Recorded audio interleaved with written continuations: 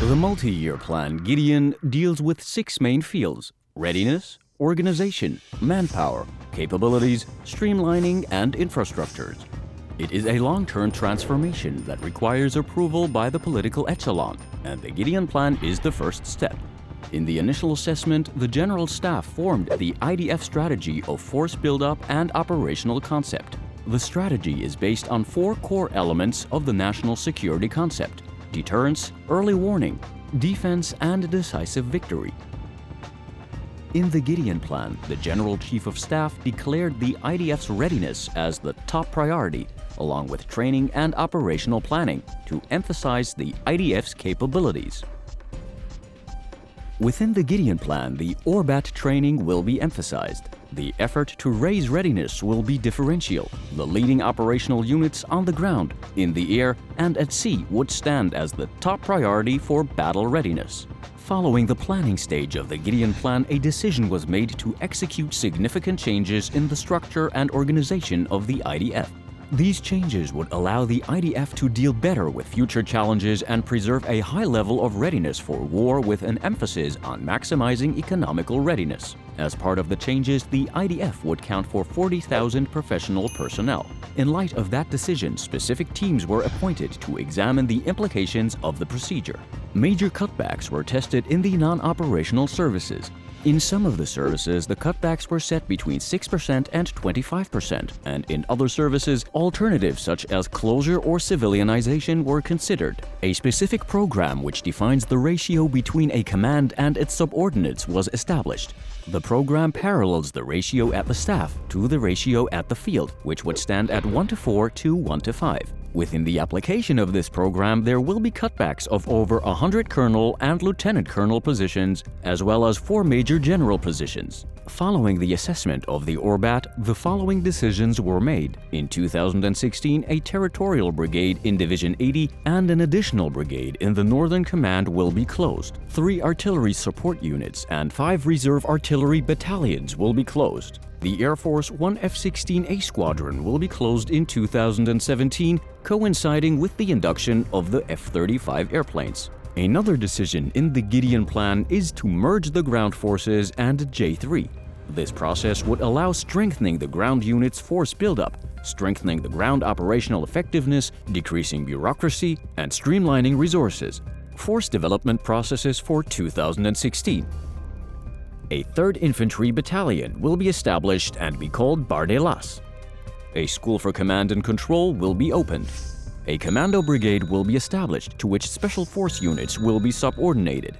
This structure will allow better use of the special units in the operations in a variety of situations.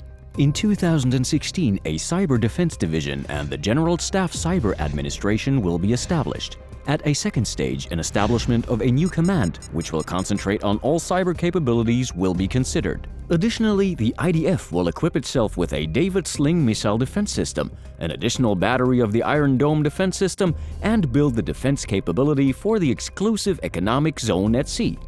By the end of 2016, new JSF airplanes will be inducted by the Air Force, and 2 additional submarines will be inducted by the Navy. In the process of ORBAT reduction and restructuring, 1,100 officers and NCO positions were earmarked for cutbacks. In addition, to reach reduction targets, a further 1,400 positions will be cut across the board. The services will be required to cut between 2.7% to 6% of their personnel based on their internal priorities.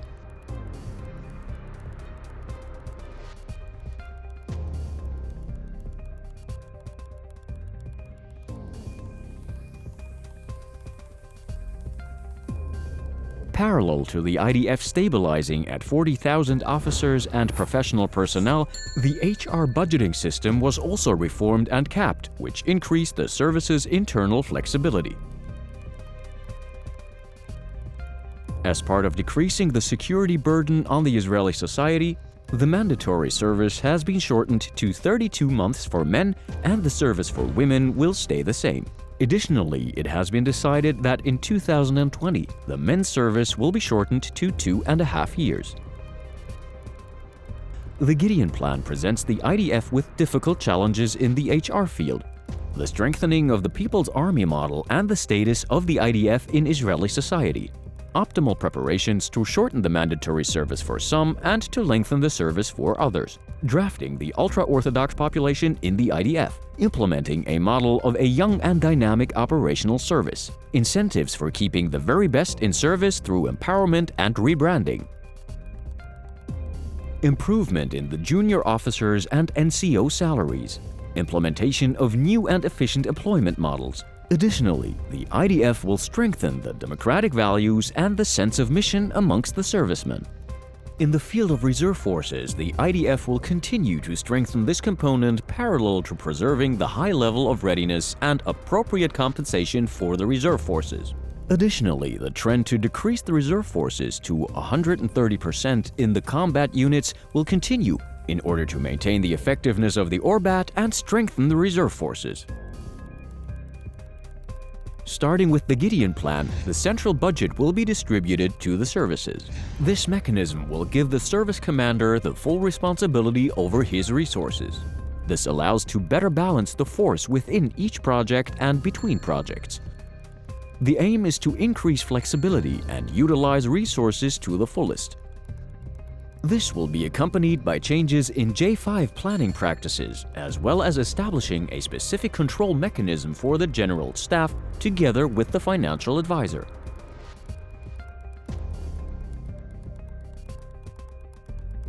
In order to strengthen the control of the force development in the Gideon Plan, a unified language has been formed as part of a multi-force vision of the required capabilities of the IDF. Corresponding with the IDF strategy, 10 primary capabilities were defined, from which secondary capabilities were derived.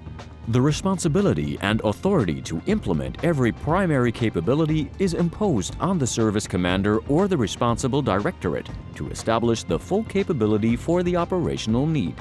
Intelligence superiority, the ability to produce high-quality intelligence at all levels, national, strategic, and operational, with an emphasis on rapid mass target production.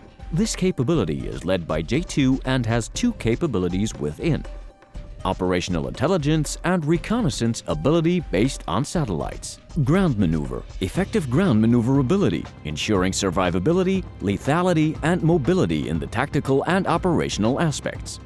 Border defense, simultaneous defense of all borders at all times on the ground, in the air, and at sea in order to maintain Israel's territorial integrity and sovereignty. Aerial defense, multi-tier defense from precise threats, interception and interference, protecting civilian population through early warning and interception. Naval defense, securing marine infrastructure, offshore platforms, shipping lanes, and means of communication. Precision strike, precise and effective firepower with emphasis on high fire rate and various targets, such as stationary, UGFs, fortified, and low signature. Preserving aerial superiority is a condition to ensure this effective capability. The campaign between conflicts, covert operations between conflicts for reconnaissance and preemption of enemy capabilities through secret and visible resources. Cyber, intelligence, defense, and warfare in cybernetic space with emphasis on the protection of operational and supporting systems, operational intelligence, and technological preemption. Network-centric warfare, complete interoperability cooperation based on network-centric capability with emphasis on the automation of processes and advanced communication capabilities. Logistics, flexible and efficient logistic solutions for every scenario with an emphasis on strategic and operative agility and massive supply capabilities. The IDF is expected to act as efficiently as possible and in a frugal manner.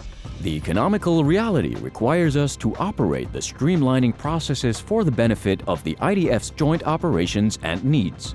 Since 2008, the IDF works by an organized budgetary efficiency program in 3 channels. The efficiency program is succeeding and stands by the set targets, with an emphasis on the economical and procurement channels. The efficiency targets of the IDF from 2010 to 2020 stands at 30 billion shekels. So far, the efficiency stands at 4.5 billion shekels. The work plans for the various IDF services include targets of an additional 9 billion shekels in the period of the next 5 years of the Gideon Plan. We are required to assimilate the cultural changes for the operational and budgetary efficiency in all stages of work. The Gideon Plan contains two major processes in the infrastructure field which holds a strategic importance to the State of Israel and to the IDF in particular: the transferring of major parts of the IDF spaces to the Negev in southern Israel, as well as extracting significant bases from the center of Israel. These processes will bring a significant improvement to the IDF infrastructures, a quantum leap in operational efficiency, and the implementation of the modernized C4I capabilities. These will allow performing large-scale efficient moves, which are a step towards fulfilling the vision of strengthening the Negev and additional areas as a national priority. These days, the effort to populate the complex of training bases is in progress. Every year throughout the Gideon Plan, an additional significant infrastructure project will be carried out. These projects are implemented in complete synergy to the force buildup plans of the Gideon Plan. The IDF's vision of the Gideon Plan: to maintain qualified and prepared military forces that defeat all enemies and develop capabilities against future threats. Military forces integrating all parts of Israel's population and based on qualified, committed, and well-trained personnel. A modest military with an efficient organizational culture wins over the public's trust.